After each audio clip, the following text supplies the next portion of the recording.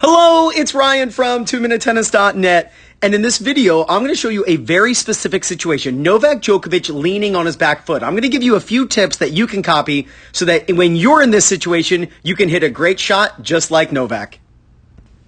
So the first idea here is don't always feel like you have to get your body weight going forward into the ball. Yes, that is ideal on a return of serve and, when you're hitting an approach shot and you're moving forward. But sometimes when the ball is hit very deep and fast to you, being on the back foot is not the worst thing in the world. What is most important is that we can rotate into the shot. Let me show you this first. He gets sideways. You can see that he's leaning on his back leg.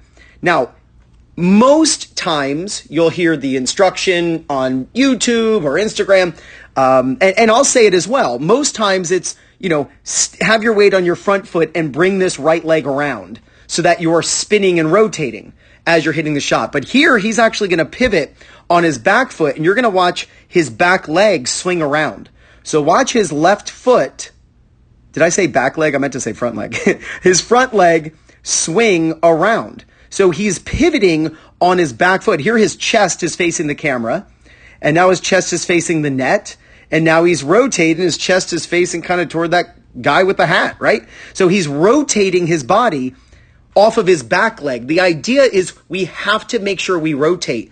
Don't force yourself going forward into the ball. If the ball is coming very fast and deep and you're kind of being pushed back, don't feel like you have to move forward. I do this with my students all the time.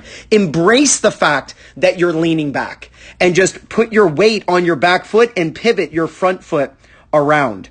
The second thing, notice, and this is no different than any other situation, notice his left hand is rising. So watch his non-hitting hand rise as his racket approaches the ball.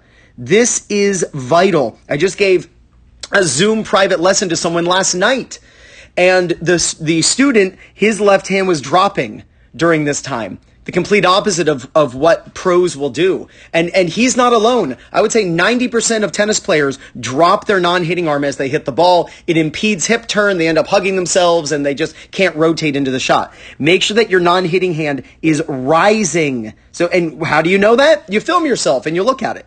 And you dissect what you're doing and you analyze what you're doing. So make sure your non-hitting hand is rising so that you can rotate your body into the shot.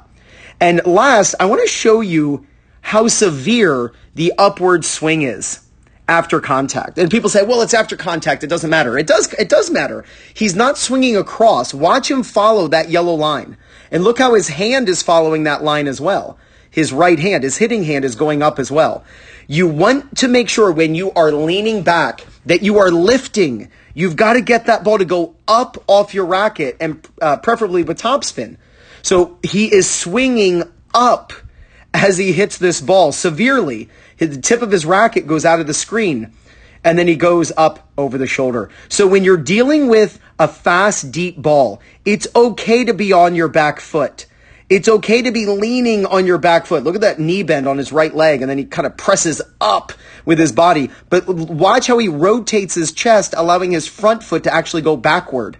Embrace the fact that you're leaning back. Let the front foot go back and pivot on your back foot. Make sure that your non-hitting hand is rising. Make sure that you swing up as you're hitting the ball. And when you do this, there's no doubt you're going to gain confidence, win more matches, and play much better tennis. This is Ryan Reedy from 2minutetennis.net. You got this.